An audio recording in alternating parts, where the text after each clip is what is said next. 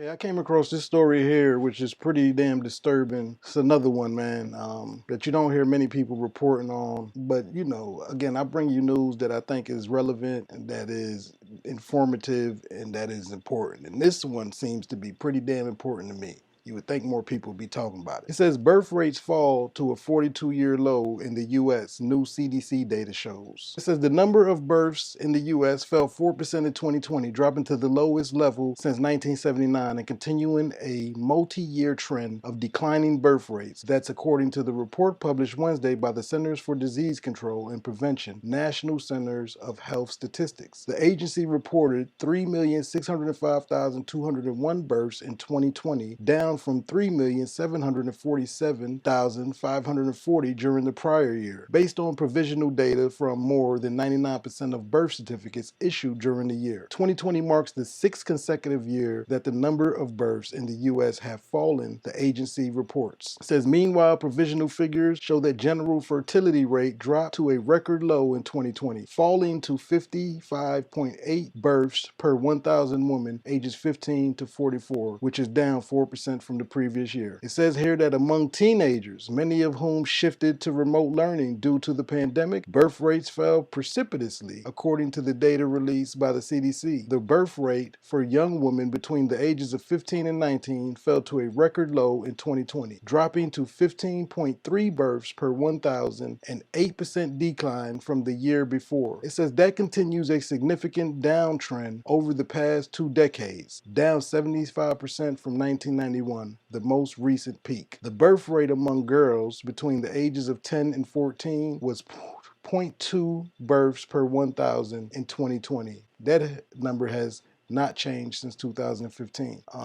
It goes on to say the CDC also calculated that the total fertility rate, which reflects the average number of times a woman will give birth in her lifetime, declined to a record low in 2020, falling to 1,637.5 births per 1,000 women, down 4% from 2019. That's considerably lower than what the agency referred to as a replacement levels, or the rate necessary for a generation to replace itself, which the CDC said was about 2,100 births per 1,000 women. According to the CDC, the total fertility rate has generally been below replacement levels since 1971 and consistently below that level since 2007. It says some experts have sounded the alarm on declining birth rates and what this means for the U.S. economy in years to come. It says Dowell Myers, who studies the demographics at the University of Southern California, called the phenomena a crisis. We need to have enough working age people to carry the load of these seniors, which deserve retirement. They deserve all their entitlements, and they're going to live out another 30 years, he said. Nobody in the history of the globe has had so many older people to deal with. The pandemic could prove to have exacerbated the decline. The Brookings Institute has predicted a large lasting baby bust of at least 300,000 fewer children in 2021. Health departments in more than 24 states provided records to CBS News showing that 7% drop in births in December, 9 months after the first lockdown began. Phil Cohen, a sociologist at the University of Maryland, said December's drop was the biggest he's seen since the baby boom ended in 1964. He goes on to say, and I quote, "We don't know if it's the beginning of a bigger decline over the whole next year or if it's just a shock from March," Cohen said in February. But I'm more inclined, based on history, to think that all of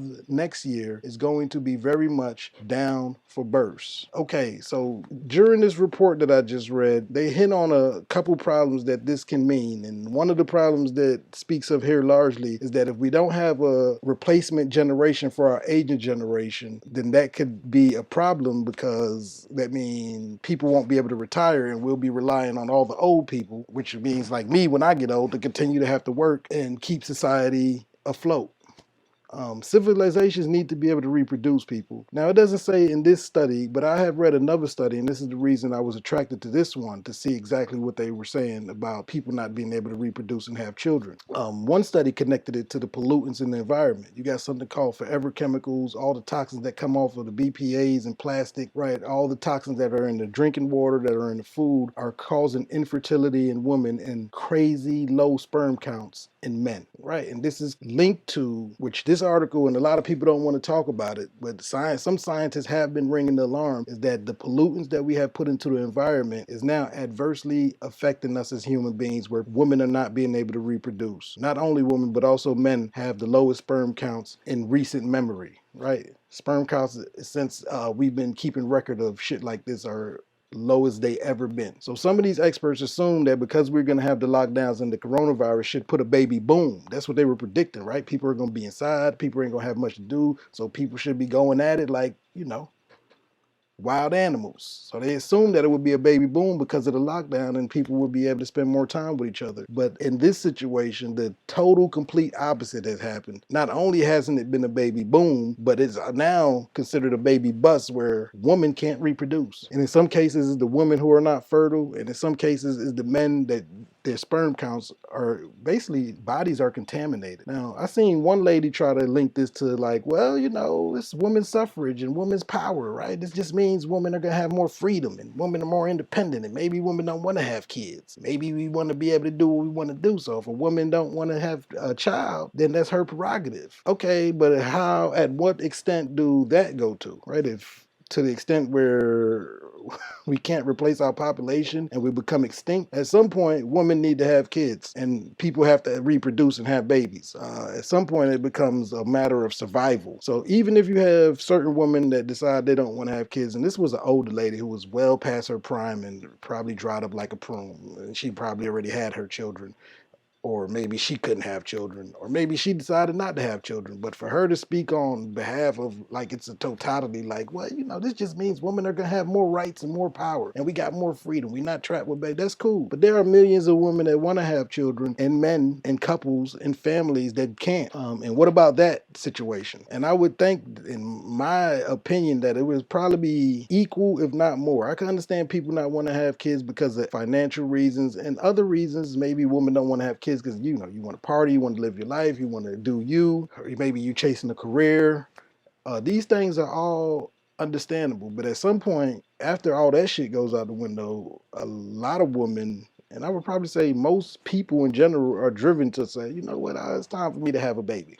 I want to get ahead and reproduce. I want to pass on my bloodline. I want to pass on my lineage. I want to pass on my genetics, right? I want something semblance of me here. Soon I'm going to be past my prime. I'm not going to be able to have, let me get it out the way and get ahead and do it. And then when that time comes, guess what? These people are becoming infertile. This is the problem. So for all the women who was like that old lady I seen in an interview who was talking about, well, this just means more, it always got to be a man against woman thing, or everything ain't got to do with goddamn women freedoms and women suffrage, man. Right? When we're talking about, hey man, people are ringing and scientists are sounding the alarm that we are not able to replace generate the next generation, right? We're not creating enough people so people like me, when I get older, we can retire, right? And think about when you get older, another luxury or another perk of having the kids is that you have someone, hopefully if you're a good mom and a good dad, that'll help take care of you, right? As you get older, you don't have to be somewhere being mistreated in some type of nursing home or miserable for the last few years of your life, right? So it's all type of different reasons why having children come in handy as you start to age.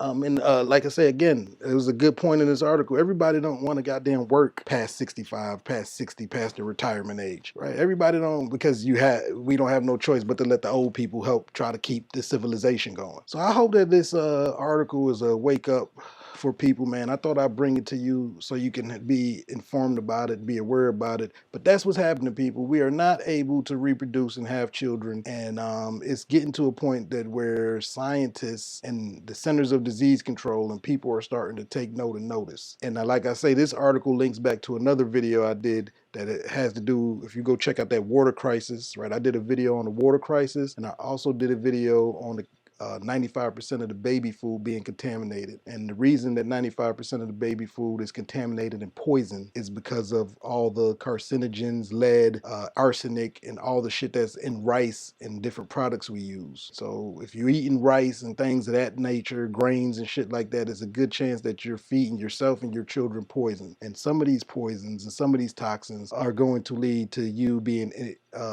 not able to reproduce, and in males, sperm counts being being low in women, infertility, and men, low sperm counts. So there goes a heads up. Hopefully this article was informational, and I hope you enjoyed it. Like I say, I try to cover shit that, you can go to other channels and you're not gonna see shit like this on cable news most of the time, but you can go to other channels and things like that. And sometimes you can find shit that I cover on cable news and shit like that, but you're not gonna get this perspective and you're not gonna get the truth. Not only just my truth, but also factual truth. So I hope, again, you enjoyed the article. Think about coming to some of the live streams. This is the type of things that we promote here at Politics as Usual. And until next time, blessings, peace, and love to you and all that you cherish. Peace.